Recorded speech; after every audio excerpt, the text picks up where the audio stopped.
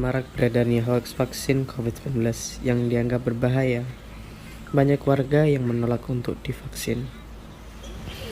Kementerian Komunikasi dan Informatika atau Kominfo kembali merilis data hoax terbaru seputar COVID-19. Dalam laporan periode 23 Januari 2020 hingga 12 Mei 2021 terdapat 1.587 isu hoax yang ditemukan di media sosial. Survei Kementerian Kesehatan Indonesia, WHO, dan UNICEF yang dilaksanakan pada November 2020 dengan responden lebih dari 112.000 menunjukkan hanya 64,8% yang bersedia divaksin. Lainnya 7,6% menolak keras vaksinasi COVID dan 27,6% menyatakan tidak tahu.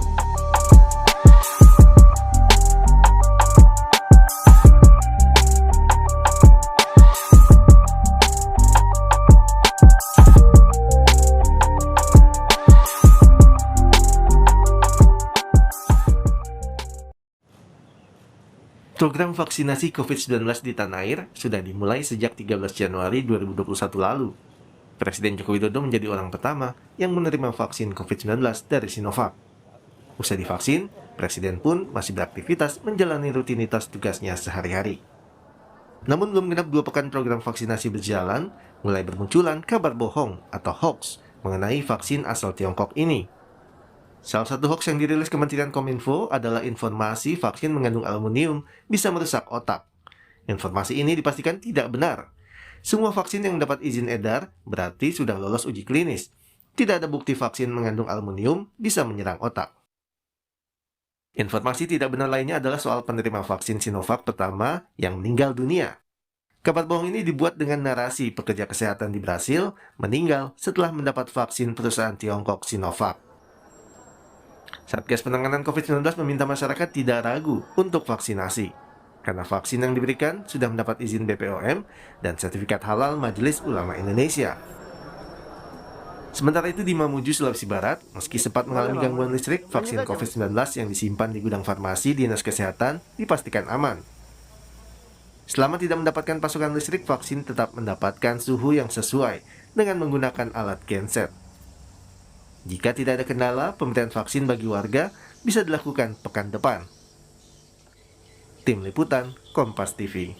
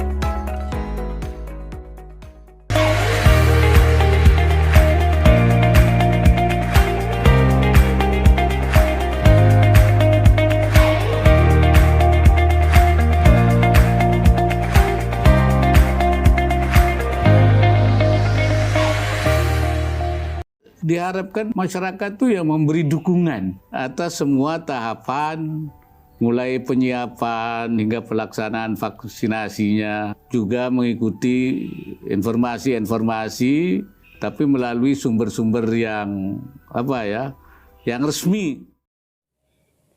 Dalam hal ini, beberapa hal yang harus diperhatikan dalam menangkal informasi hoaks vaksinasi COVID-19. 1. Jangan emosi. Emosi sangat mempengaruhi kita dalam menerima informasi. Setinggi apapun jabatan dan intelektual seseorang, jika menerima informasi dengan emosi, maka intelektualitas mereka hilang. 2. Pahami 5W1H. Tidak hanya wartawan atau media yang harus memahami dengan benar apa itu 5W1H, tetapi sebagai masyarakat, sudah saatnya untuk memahami konsep 5W1H ini, guna memperoleh informasi yang berlimpah dan akurat dan tidak mudah termakan oleh hoaks. Ketiga, perbaiki literasi. Jangan malas untuk membaca setiap informasi yang kita terima. Teliti sumber informasinya dan bukan sekedar menyebarkan informasi tanpa menyaring dulu pesan yang ada di dalamnya. Keempat, cek fakta. Jika mendapatkan foto, video, atau tautan berita, jangan malas untuk mengecek keaslian foto dan video serta sumber berita tersebut. Kelima, hati-hati dengan kalimat pembuka yang provokatif.